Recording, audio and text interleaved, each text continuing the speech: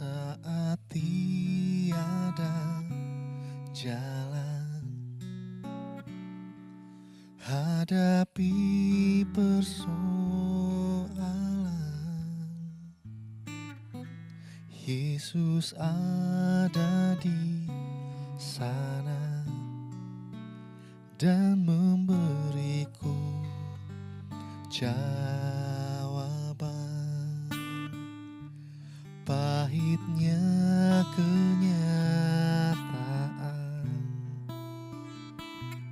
dan tak mampu bertahan, Yesus ada di sana dan memberiku jawaban. Hanya nama Yesus, hanya nama Yesus,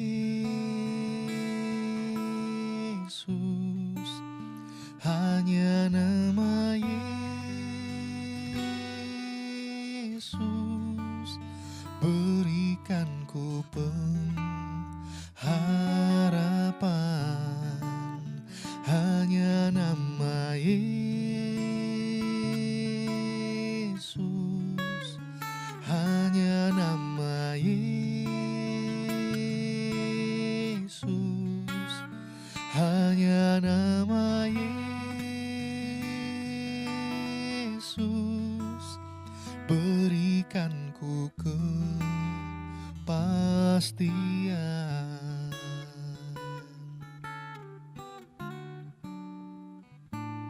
Pahitnya kenyataan dan tak mampu bertahan,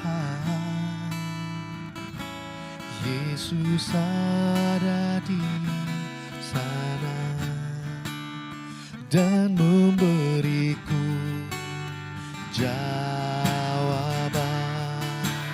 Hanya nama Yesus,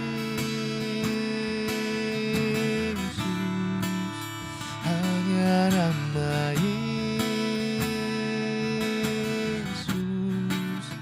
hanya nama Yesus,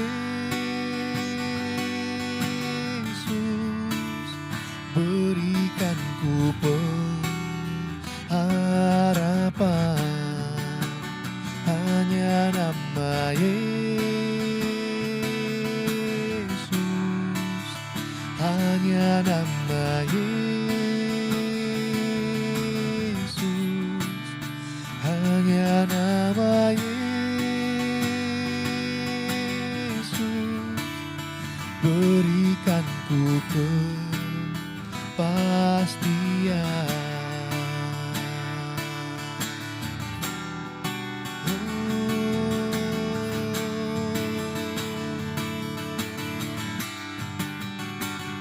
Kaulah pengharapanku, Kaulah kepastianku, Tuhan. Oh, hanya Yesus, hanya Yesus, jawaban hidupku.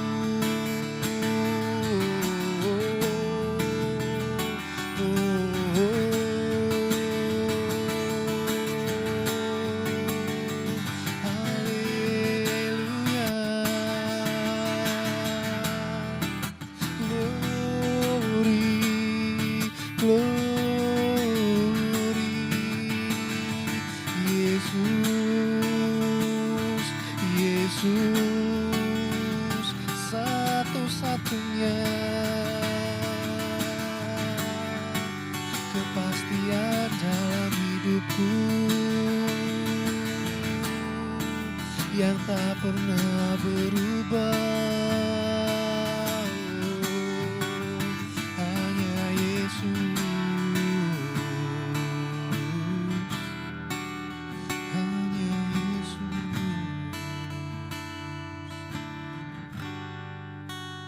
hanya nama Yesus.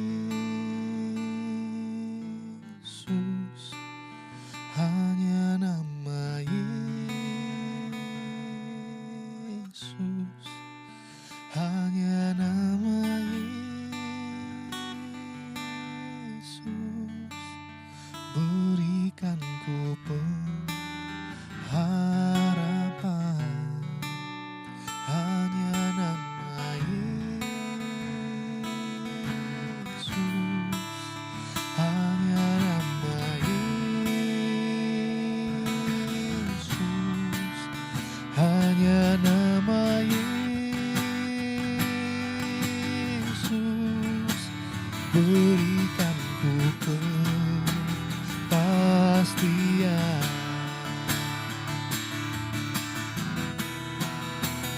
Hanya nama Yesus, hanya nama Yesus, hanya nama Yesus, berikan ku pengharapan. Hanya nama Yesus, hanya nama Yesus, hanya nama Yesus, berikan ku kepastian. Hanya nama Yesus, hanya nama Yesus, hanya nama Yesus, berikan ku kepastian.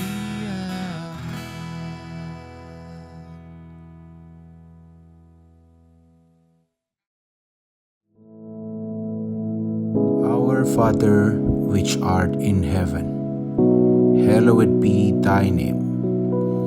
Thy kingdom come, thy will be done in earth as it is in heaven.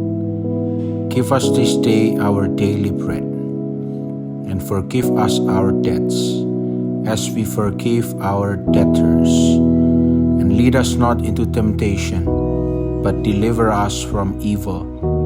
For thine is the kingdom, and the power, and the glory, forever. Amen.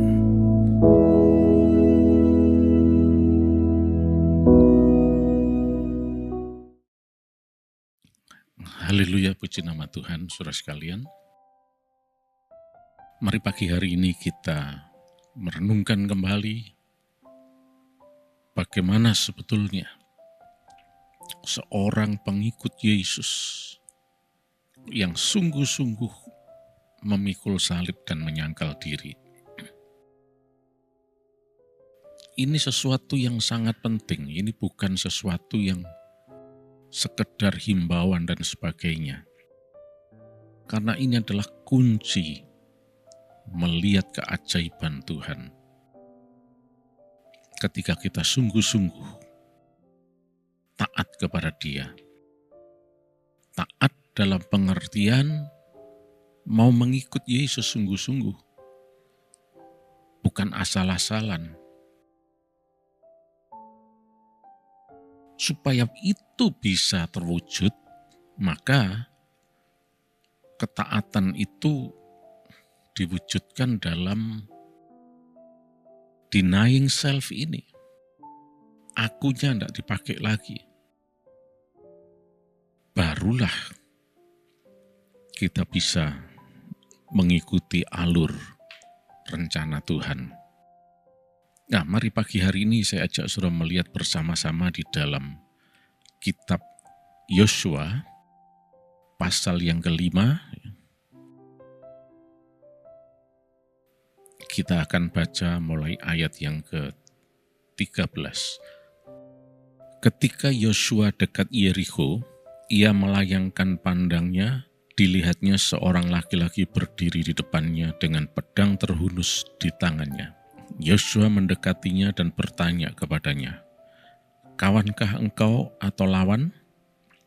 Jawabnya, "Bukan, tapi akulah panglima bala tentara Tuhan. Sekarang aku datang." Lalu sujudlah Yosua dengan mukanya ke tanah, menyembah dan berkata kepadanya, "Apakah yang akan dikatakan tuanku kepada hambanya ini?" Dan panglima bala tentara Tuhan itu berkata kepada Yosua, "Tanggalkanlah kasutmu dari kakimu, sebab tempat engkau berdiri itu kudus." Dan Yosua berbuat demikian. Sampai di sini dulu bacaan kita. konteks peristiwa pada saat itu adalah ketika Yosua dan umat Israel sudah menjelang masuk ke tanah perjanjian. Dan mereka harus melewati benteng Yerikho untuk ditaklukkan. Tetapi itu bukan sesuatu yang mudah. Mereka perlu mempersiapkan dengan baik dan seterusnya. Jadi konteks peristiwa itu adalah dalam suatu atau suasana peperangan. Nah, tiba-tiba tadi dikatakan Yosua ketemu dengan seorang yang bersenjata lengkap. Yang tentunya Yosua tidak pernah mengenal orang ini sebelumnya. Di dalam benaknya tentu akan timbul pertanyaan, siapa orang ini? Orang Yerikho? Tentara Yerikho kan? Mata-mata? Atau siapa? Kalau dari kalangan orang Israel, pasti nggak mungkin. Yosua pasti mengenalinya. Lalu siapa orang ini? Itulah sebabnya tadi kemudian Yosua tanya, siapa kamu? Kawan atau lawan? Ingat, suasana pada saat itu adalah suasana yang dalam kondisi siaga. Semacam pertempuran walaupun belum terjadi. Jadi penampakan-penampakan seperti ini pasti mengundang suatu kecurigaan. Apa, bagaimana, siapa ini? Tapi ternyata orang ini kemudian menjawab, aku adalah panglima bala tentara Tuhan. Yang di dalam bahasa Ibrani dikatakan sebagai Tsar Seva Adonai. Kata Tsar itu berarti prince, penguasa. Seva itu adalah pasukan, soldiers. Sampai hari ini kata ini masih dipakai di dalam bahasa Ibrani untuk digunakan di kalangan militer. Orang-orang yang berbahasa Ibrani menyebutnya sebagai Sava, yang disingkat sebagai Sahal. Sava Hahagata Yisrael. Sava itu adalah pasukan. Nah, Tsar Sava berarti penguasa, the prince of soldiers. Ya tentunya panglima dia, pimpinan, penguasa pasukan.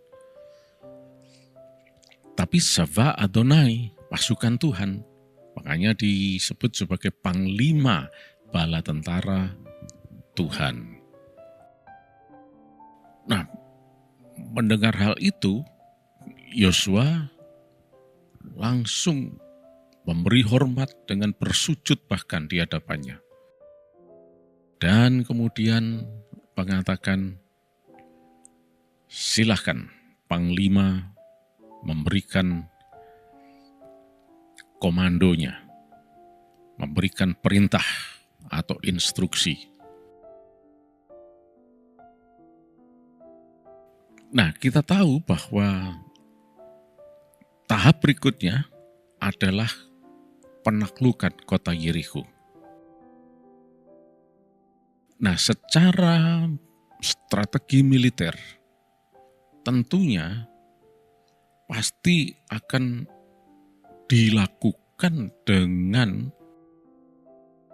suatu pertempuran yang strategis betul untuk menaklukkan Yerikho ini. Kita tahu bahwa akhirnya memang Yerikho ditaklukkan. bentengnya bisa dirobohkan, dihancurkan. Nah, untuk tercapainya ini secara militer tentunya harus ada suatu strategi tertentu. Namun kita baca ya, ayo sekarang kita lihat pasal 6 mulai ayat yang pertama ya. Dalam pada itu Yeriko telah menutup pintu gerbangnya, telah tertutup kota itu karena orang Israel, tidak ada orang keluar atau masuk. Berfirmanlah Tuhan kepada Yosua, ketahuilah aku serahkan ke tanganmu Yeriko ini beserta rajanya dan pahlawan-pahlawannya gagah perkasa. Haruslah kamu mengelilingi kota itu, yakni semua prajurit harus mengedari kota itu sekali saja. Demikianlah harus engkau perbuat 6 hari lamanya. Dan 7 orang imam harus membawa 7 sangkakala, tanduk domba di depan tabut. Tapi pada hari yang ke-7, 7 kali kamu harus mengelilingi kota itu, sedang para imam meniup sangkakala. Apabila sangkakala tanduk domba itu panjang bunyinya dan kamu mendengar bunyi sangkakala itu, maka haruslah seluruh bangsa bersorak dengan sorak yang nyaring. Maka tembok kota itu akan runtuh, lalu bangsa itu harus memanjatnya masing-masing langsung ke depan. Nah, sampai di sini dulu, nanti kita lanjutkan. Dalam pertemuan dengan Panglima Bala Tentara Tuhan itu, kemudian didapatlah komando, instruksi, perintah. Maju, menaklukkan Yeriko. Tapi bukan dengan caranya Yosua, bukan dengan strategi Yosua dan pasukan Israel, tapi dengan perintah Tuhan. Caranya, 6 hari lamanya mereka harus mengelilingi tembok itu sekali saja, kota itu. Itu bisa kita lihat ya, apa yang terjadi. Ayo kita lihat ayat 6 sekarang. Kemudian Yosua bin Nun memanggil para imam dan berkata kepada mereka, angkatlah tabut perjanjian itu, dan 7 orang imam harus membawa 7 sangkakala tanduk domba di depan tabut Tuhan. Dan kepada bangsa itu dikatakannya, majulah, kelilingilah kota itu, dan orang-orang bersenjata harus berjalan di depan tabut Tuhan. Segera sesudah Yosua berkata kepada bangsa itu, maka berjalanlah maju ke-7 orang imam yang membawa ke-7 sangkakala tanduk domba itu di hadapan Tuhan. Lalu mereka meniup sangkakala, sedang tabut perjanjian Tuhan mengikut mereka. Dan orang-orang bersenjata berjalan di depan para imam yang meniup sangkakala, dan barisan penutup mengikut tabut itu. Sedang sangkakala terus-menerus ditiup. Tapi Yosua telah memerintahkan kepada bangsa itu demikian, janganlah bersorak dan janganlah perdengarkan suaramu. Sepatah kata pun jangan keluar dari mulutmu sampai pada hari aku mengatakan kepadamu, bersoraklah, maka kamu harus bersorak. Nah, sampai di sini pembacaan kita ya. Jadi instruksinya adalah mereka harus mengelilingi kota itu, tembok kota itu, benteng itu, sekali saja. Dan tidak boleh berbicara atau mengucapkan sesuatu selain daripada bunyi sangkakala yang ditiup oleh imam-imam itu saja. Dan ini harus dilakukan selama 6 hari. Dan kita lihat mereka mentaati itu dan melakukannya sesuai dengan apa yang diperintahkan. Baru pada hari yang ke-7, ketika mereka mengelilingi, coba sekarang kita lihat berikutnya ya. Setelah instruksi itu diberikan dan setelah orang Israel betul-betul melakukannya itu selama 6 hari ya, Maka sekarang tibalah pada hari yang ketujuh, apa yang akan terjadi? Ya. Jadi dari hari pertama, hari kedua, hari ketiga, dan seterusnya, mereka melakukan hal yang sama. Nah, sekarang coba kita lihat ayat yang 15. Tapi pada hari yang ketujuh mereka bangun pagi-pagi ketika fajar menyingsing dan mengelilingi kota 7 kali dengan cara yang sama. Hanya pada hari itu mereka mengelilingi kota itu 7 kali. Lalu pada ketujuh kalinya, ketika para imam meniup sangkakala, berkatalah Yosua pada bangsa itu, bersoraklah, sebab Tuhan telah menyerahkan kota ini kepadamu. Nah, sampai di sini pembacaan kita ya. Saya tidak akan baca semuanya. Jadi, pada hari yang ketujuh kemudian mereka mengelilingi 7 kali. Pada kali yang ketujuh, kali ini berbeda. Setelah mendengar bunyi sangkakala, mereka semua bersorak dengan nyaring. Dan kita tahu, akhirnya tembok atau benteng Yeriko itu rontok. Dan ditaklukkan, berhasil ditaklukkan. Nah, dari sini kita bisa melihat bagaimana Yosua ini, seorang pimpinan tertinggi, tapi dia mau sedemikian taatnya. Sekalipun dalam benaknya tentunya dia akan berpikir, ini strategi macam apa ini? Mestinya strategi militer atau strategi peperangan tidak seperti ini. Tapi Yosua tidak pakai akunya. Dia nurut. Inilah sebabnya Tuhan Yesus mengajarkan kita sebagai murid-muridnya untuk menyangkal diri dan memikul salib mengikut Yesus. Karena mustahil mau menjadi pengikut Yesus sementara kita masih menggunakan self kita. Aku ini. Makanya self ini harus di-deny, disangkal. Baru kita bisa nurut Yesus. Nah, ketika nurut, hasilnya luar biasa. Seharusnya Yosua sebagai pimpinan bisa mengambil keputusan yang lain. Aku toh sudah punya pengalaman, aku pimpinan kok, aku juga panglima. Ini metode macam apa begini ini? Strategi apa ini? Aku mau pakai strategiku sendiri. Dan Yosua sudah melakukan sebelumnya. Mengirim mata-mata dulu, 2 mata-mata masuk ke Yeriko. Ya, itu sesuatu yang wajar. Itu sebagai tahap awal persiapan. Tapi pada tahap pelaksanaan, Tuhan mau supaya strateginya lah yang dipakai, bukan strategi Yosua. Nah, dalam hal ini Yosua adalah seorang yang diurapi Tuhan luar biasa. Dia tidak pakai akunya. Dia nurut. Coba kita bisa bayangkan. Pada hari pertama itu mereka berjalan keliling sambil berdiam diri. Tidak melakukan apa-apa. Itu aja sudah aneh. Belum lagi nanti semua orang ini akan berkomentar.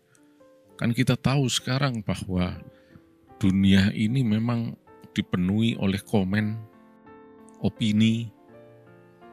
Semua orang beropini, berkomen semuanya. Memberikan komentar. Nanti merah dikomentari, biru dikomentari. Merah campur biru dikomentari. Di mana saja termasuk juga di dalam gereja juga penuh dengan komen-komen ini.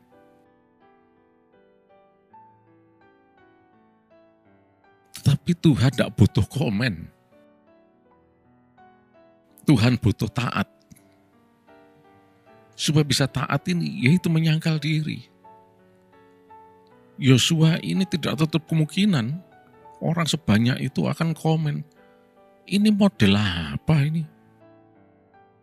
Dan sebagainya, komen macam-macam. Ganti saja Yosua, tidak niat perang, atau apa, macam-macam.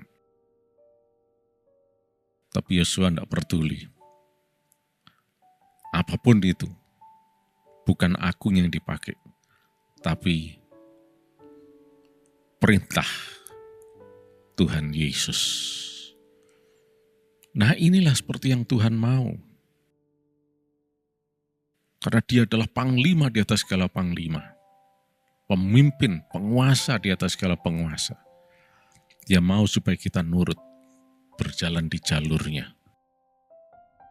Panglima bala tentara Tuhan ini memberikan komando kepada Yosua. Begini. Yosua ikuti saja, sekalipun mungkin bertentangan dengan batinnya. Tapi ketika dia menuruti perintah Tuhan, keajaiban terjadi. Mari saat ini yang penting bagi kita adalah menyaksikan keajaiban Tuhan. Hari depan yang penuh harapan. Supaya itu bisa terwujud, terjadi. Aku ini harus disangkali. Kita tidak usah banyak komen. Nurut saja sama Tuhan. Puji nama Tuhan. Oh, terima kasih Tuhan, sepanjang hari ini kami sehat. Kami diberkati berkelimpahan. Engkau menyertai, melindungi kami. Dan kami selalu taat di dalam Engkau. Berjalan mengiring Engkau memikul salib dan menyangkal diri. Dalam nama Yesus. Amin.